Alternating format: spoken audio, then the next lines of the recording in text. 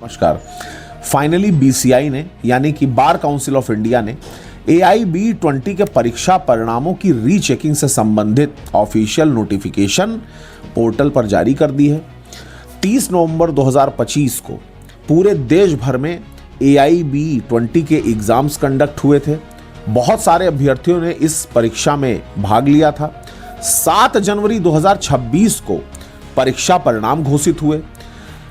जो आंसर की थी वो आंसर की भी ऑफिशियल वेबसाइट पर बीसीआई के द्वारा अपलोड की गई, लेकिन बहुत सारे अभ्यर्थी जिनको ये लग रहा था कि उनके जो मार्क्स हैं वो उस आंसर की के हिसाब से, उनके दिए हुए पेपर के हिसाब से क्वालिफाइंग मार्क्स से ज़्यादा थे, लेकिन फाइनल रिजल्ट जब उन्होंने देखा तो उन्होंने ये पाया कि उनको फेल घोषित कर दिया गया। वो स्तब्ध रह गए, सरप्राइज रह गए। बहुत ज़्यादा उनको ये शॉक हुआ कि अरे ये कैसे हो गया। मेरे रिजल्ट के हिसाब से, मेरी जांच के हिसाब से या आंसर के हिसाब से तो मैं क्वालिफाइंग मार्क्स से ज़्यादा नंबर पा रहा हूँ, लेकिन मेरे रिजल्ट में फेल शो कर रहा है।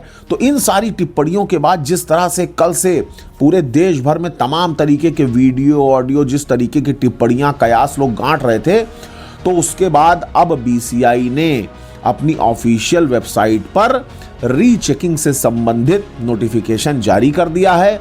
आप सभी लोग जब उस ऑफिशियल पोर्टल को खोलेंगे तो आपको ये इंपॉर्टेंट नोटिस जो बीसीआई के द्वारा जारी की गई है, जब आप खोलेंगे तो उस पर यह शो कर रहा है कि रीचेकिंग से संबंधित ऑफिशियल नोटिफिकेशन आ चुका है।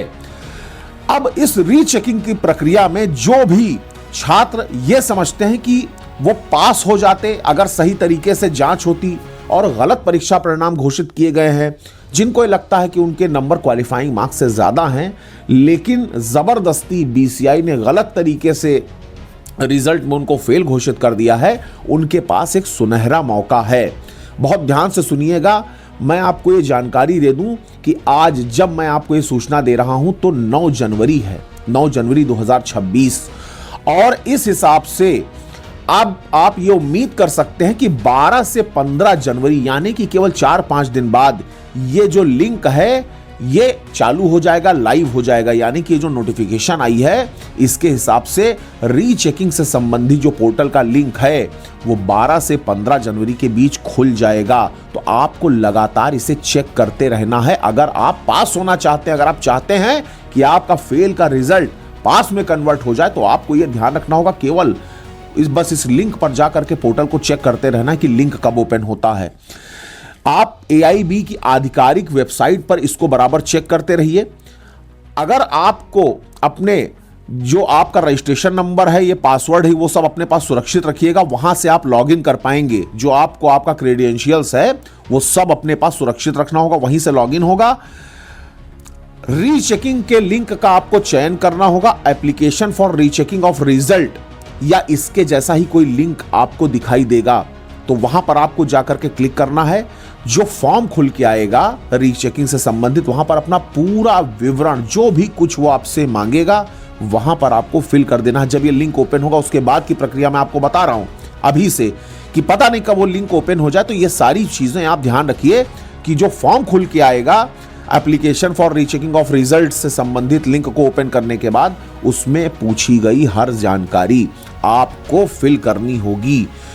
और उसके बाद में आपको मैं ये भी जानकारी दे दूं कि एक निर्धारित शुल्क जो बीसीआई के द्वारा इस रीचेकिंग की प्रक्रिया के लिए तय किया गया है वो पिछली बार 200 रुपए था, लेकिन इस बार वो शुल्क बढ़ाकर 500 रुपए कर दिया गया है।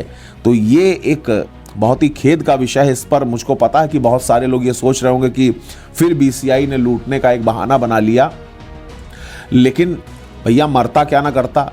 अब अगर पास होना चाह रहे हो, नहीं चाह रहे हो कि हाँ AIB21 में पार्टिसिपेट करना पड़े, फिर से पढ़ना पड़े, अगर आपको लगता है, आपका दिल कहता है कि हाँ आप पास थे और ज़बरदस्ती फेल कर दिए गए हैं, आपको लगता है कि हाँ बहुत माइनर सी, एक बहुत थिन सी लाइन है आपके पास और फेल के बीच, तो आप ये 500 रुपए का रिस्क ज़रूर उठा लीजिएगा। आवेदन जब आप कर देंगे तो उसके बाद जो भी रसीद वगैरह होगी पोर्टल पर, उसका प्रिंट आउट या स्क्रीनशॉट ज़रूर ले लीजिएगा ये फिल करने के बाद। और मैं आपको बता दूं ये सारी प्रक्रिया ऑनलाइन ही होगी, इसका मैनुअल कहीं कोई हिसाब किताब नहीं है। अगर रीचेकिंग में आप पार्टिसिपेट करना चाहते हैं, आप चाहते हैं दोबारा से जाँच हो जाए आपके द्वारा दिए गए प्रश्न पत्र की रिजल्ट की, तो आपको ये ऑनलाइन पोर्टल के माध्यम से ही सारी फिलिंग करनी होगी और उसका जो स्क्रीनशॉट है वो ज़रूर लेकर के अपने पास रखिएगा, प्रिंट आउट ज़रूर रखिएगा। अगर आपका जो रिजल्ट है उसमें विदहेल्ड दिखाया गया है, यानी कि बहुत सारे ऐसे रिजल्ट्स भी हैं जिसमें विदहेल्ड दिखाया गया है, तो आपको अपने जो रीचेकिंग से संबंधित आपका जो पोर्टल पे आप लिंक पे ओपन करेंगे उसमें इनरोलमेंट सर्टिफिकेट भी अपलोड करना पड़ेगा। यानी कि जो विदहेल्ड वाले कैंडिडेट्स हैं जिनके रिजल्ट में विदहेल्ड लिख के आया है, ज़्यादातर ये जो विदहेल्ड लिख के आया है उन कैंडिडेट्स के रिजल्ट में लिख के आया होगा जो अभी LLB परसुइंग, यानी कि जो फाइनल ईयर में थे, फाइनल सेमेस्टर में थे, अभी उन्होंने LLB की डिग्री नहीं ली है, ज़्यादातर ये उनके साथ चीज़ें हुई होंगी। और इसका पोर्टल भी नेक्स्ट वीक यानी कि यही 12 से 15 के बीच ही खुलेगा विदहेल्ड वालों के लिए। जैसे ही पोर्टल खुलेगा तत्काल आपको आवेदन करना है। ये जो समय है बिल्कुल सीमित समय के अंदर ही ये सारा काम आपको करना पड़ेगा। और फिर मैं आपको दोहरा दूं कि आप वेबसाइट को बराबर चेक करते रहिएगा, इस गफलत में मत रहिएगा कि हाँ 12 से 15 के बीच का जो टाइम दिया गया है तो आराम से कर लेंगे। पता नहीं कब कोई चीज़ खुले, कब कोई चीज़ बंद हो जाए, तो फिर आप बैठे रह जाएंगे, फिर आप हाथ मलते रह जाएंगे कि यार अवसर चला गया। और मैं आपको बताऊं कि किन लोगों के लिए बेहतर है इस प्रक्रिया में शामिल होना, रीचेकिंग वाली प्रक्रिया में शामिल होना। देखिए, जो लोग ये समझते हैं कि वो 1 ही 2 नंबर से फेल हो गए हैं, या जिनको ये लगता है कि यार मेरे बहुत ज़्यादा नंबर सही आ रहे हैं लेकिन मैं फेल होऊंगा, वो इस रिस्क को उठाइए। उन्हीं के लिए बेहतर है कि वो लोग इस रीचेकिंग वाली प्रक्रिया में शामिल हों। अगर इस रीचेकिंग में ये साबित हो गया कि हाँ आपके नंबर जो हैं, आपके जो अंक हैं वो क्वालिफाइंग मार्क्स से अधिक हैं, तो ऑनलाइन ही आपके फेल के रिजल्ट को BCI द्वारा पास घोषित करते हुए वेबसाइट पर अपलोड कर दिया जाएगा। चयन जो प्रक्रिया है उस प्रक्रिया के बाद, काउंटिंग के बाद अगर कोई टेक्निकल फॉल्ट हुई होगी तो भी आपका जो फेल रिजल्ट है वो पास में कन्वर्ट कर दिया जाएगा। अब कई लोगों को ये लगता है कि उन्होंने पासिंग मार्क्स के बराबर ही जो आंसर थे वो सही किए थे, उन लोगों के लिए भी ये रीचेकिंग की जो प्रक्रिया है वो बहुत ही ज़्यादा कारगर है। और मैं आपको ये भी बताऊं कि बहुत सारे ऐसे कैंडिडेट्स होते हैं जो गोला भरा जाता है, आंसर का जो गोला होता है मार्कशीट का, वो पूरा फिल नहीं करके आते। तो भैया देखो, अगर वो गोला फिल नहीं पूरा आपने किया होगा तो भले आपके 70 क्वेश्चन सही हों, अगर वो MR शीट का जो गोला काले पेन से भरना होता है, अगर उसको आपने प्रॉपरली फिल नहीं किया होगा तो भी आपको वो मार्क्स काउंट नहीं होगा।